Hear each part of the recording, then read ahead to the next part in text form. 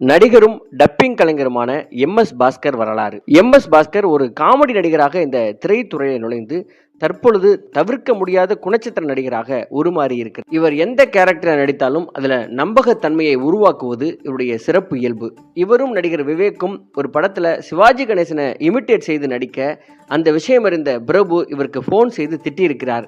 இவரும் பதிலுக்கு திட்ட அந்த பிரச்சனை பரபரப்பாக பேசப்பட்டது. அது என்ன விஷயம் அப்படிங்கிறதையும், இந்த எம்.எஸ். பாஸ்கர் யார், இவருடைய குடும்ப பின்புலம் என்ன, இவர் எப்பொழுது சினிமா துறைக்கு வந்தார், சினிமா துறையில ரொம்ப எளிதாக இந்த இடத்தை அவர் பிடித்து விடவில்லை, கடுமையான போராட்டத்திற்கு பிறகு இந்த இடத்தை வந்து சேர்ந்தார்.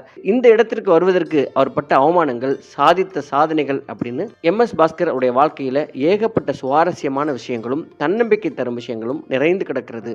அவை எல்லாவற்றையும் இந்த வீடியோல நம்ம பார்க்கலாம். இது ஆர்.எஸ். ராஜா டாக்கீஸ். இதுவரை இந்த சேனலை நீங்க சப்ஸ்கிரைப் பண்ணலாம்.